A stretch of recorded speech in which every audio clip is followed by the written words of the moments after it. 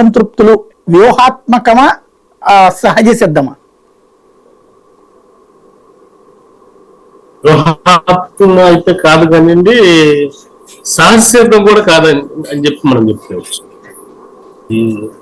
అంత పూర్తిగా వ్యూహం అంటే రెండు వైపులా ఉండాలి. వ్యూహం ఎలా ఉండాలి అంటే మనం ఎక్కడ కనీసం ప్రధాన అభ్యర్థి పార్టీ జనసేన అధ్యక్షుడు మీకు అన్నిటికీ ఈ కూటమి బలపడటానికి, కూటమిని తీసుకురావడానికి అన్నిటికీ కారకుడైన జనసేన ఆయన పోటీ చేసే చోట, ఆయన అభ్యర్థిత్వం ప్రకటించిన చోట మీరు ఈ రకంగా రాద్ధాంతం చేస్తున్నారు అంటే అది అసలు ఏమనుకోవాలి?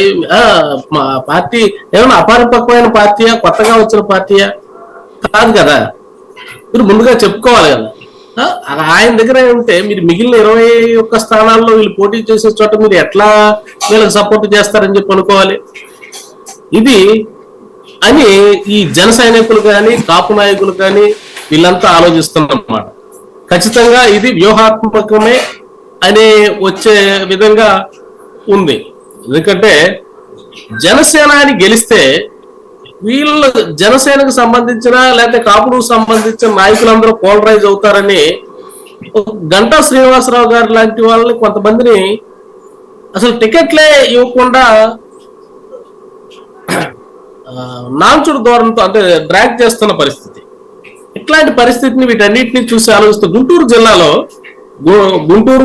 జిల్లాలో ఒక్క సీటు కూడా, గుంటూరు పార్లమెంట్ కింద కాపులకు ఒక్క ఎమ్మెల్యే సీటు కూడా ప్రకటించిన పరిస్థితి.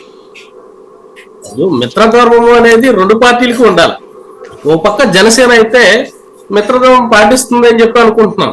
ఎందుకంటే చాలా చోట్ల వాళ్ళు టీడీపీ పోటీ చేసే చోట జన సైనికులు కానివ్వండి, కాపులు కానివ్వండి వీళ్ళంతా సపోర్ట్ చేస్తున్నారు. వీళ్ళే ముందెళ్ళి వాళ్ళకన్నా ఎక్కువగా ప్రచారం చేస్తూ ఉంటారు.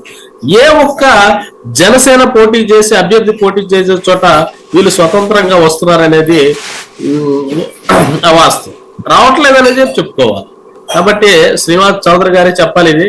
ఇది వ్యూహాత్మకం అయితే ఇదే కనుక సరి చేసుకోకపోతే, నేనైతే ఏ పార్టీకి దీనికి ఇదిగా చెప్పలేదు, ఇలాంటి పరిస్థితులు కనుక సరి చేసుకొని ముందుకు వచ్చి చంద్రబాబు నాయుడు గారు వీళ్ళందరినీ కట్టడి చేయకపోతే ఆ ఫలితాలు కూడా టీడీపీకే ఎక్కువ నష్టపడే పరిస్థితి ఉంటుందని చెప్పి మనం అనుకోవచ్చు.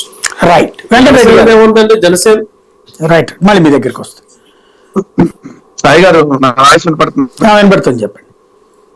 సాయి గారు, ముందుగా మీకు ప్యానల్ లో అందరికీ అట్లానే జర్నలిస్ట్ సాయి యూట్యూబ్ ప్రేక్షకులకు నమస్కారాలు, గుడ్ ఈవినింగ్ సార్. ఇప్పుడు మొన్న మేము దఫాలుగా అభ్యర్థులు ప్రకటించినప్పుడు ఒకటి అర చోట సీట్ రానటువంటి వాళ్ళు మా పార్టీని తిట్టి వేరే పార్టీలోకి వెళ్ళిపోవటం, మేము ముందే కొన్ని చోట్ల లేదని చెప్పినప్పుడు వెళ్ళిపోయినటువంటి సందర్భంలో తెలుగుదేశం మాట్లాడినటువంటి వర్షన్ ఏంటి, ఈ రోజు మాట్లాడుతున్నటువంటి వర్షన్ ఏంటి?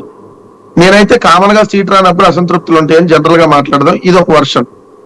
బట్ మా పార్టీలో మేము ముందే లేవని చెప్తే కోటరెడ్డి గారికి కానీ లేదంటే ఉండవల్లి శ్రీదేవి